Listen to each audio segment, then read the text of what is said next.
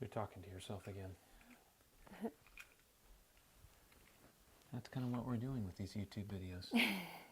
You ever thought about that? We're talking to ourselves. Love with Julie and MJ. What makes sex an intimacy impostor?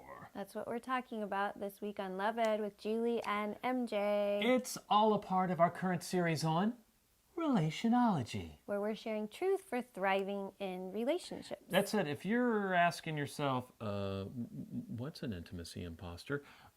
Then you should check the relationology link on your screen right now. In fact, do not pass go. Do not collect $200. Go directly to the beginning of the series by clicking the link.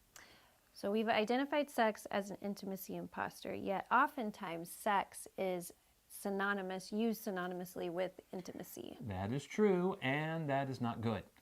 And you yourself know that you can share an incredibly intimate relationship with someone with whom you wouldn't dare imagine having sex with.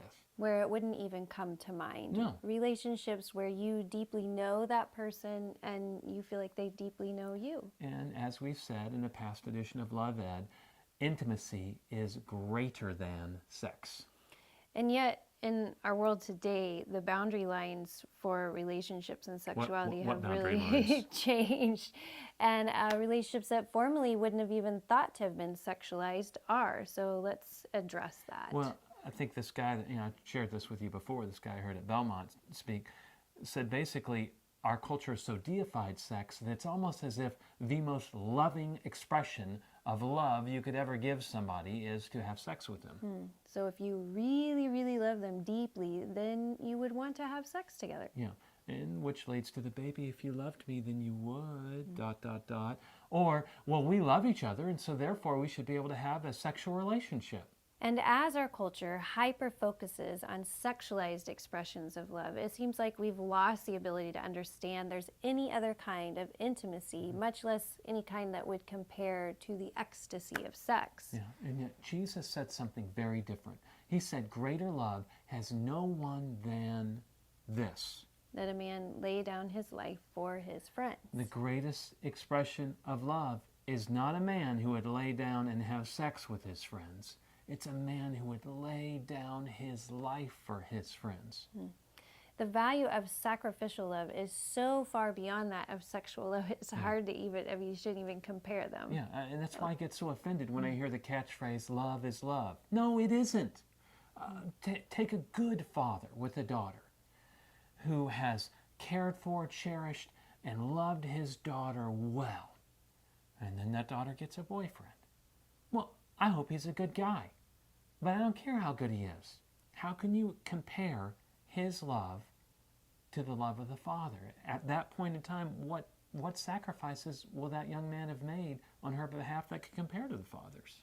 And if he's not a good guy, if he's There's that. maybe the kind of boyfriend that is pushing for more and more, or asking for pictures on the phone, or cats, or wanting sex, then how is that as deep a love? How can you say love is love when one man driven by love cares for a daughter from birth, and the next man driven by love is just like, hey, can we have sex?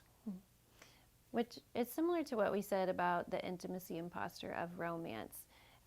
Sex at its worst can become very, very selfish, much about, what I want, what I desire, what I need.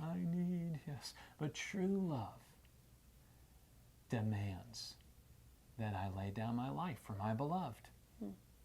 And that's why a wise woman waits for a man to be willing to make that kind of commitment before giving her body. And why a man who truly loves a woman would not even dream of asking her to give her body fully to him before he's willing to give himself fully to her with a marriage commitment. So don't be fooled by the intimacy imposter of sex. True love will sacrifice on your behalf.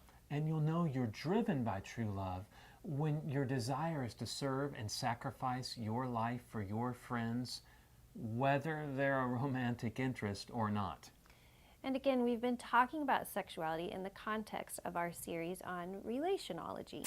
And last week, our recommended readings included the first 5 posts in a date night advice blog series we affectionately refer to as the Sexual Intercourse. I have no affection for that name at all. And this week, we encourage you, if you haven't already, to go ahead and read the final 5 posts in that series. Links below.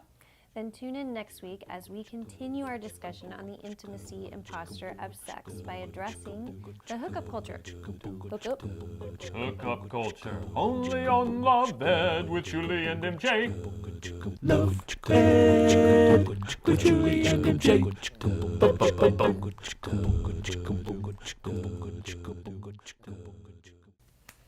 Don't touch me. Don't put that in there. Oh, Okay. that's going to go in there. Yeah. Don't touch me. Don't touch me. Don't touch me. Don't touch me.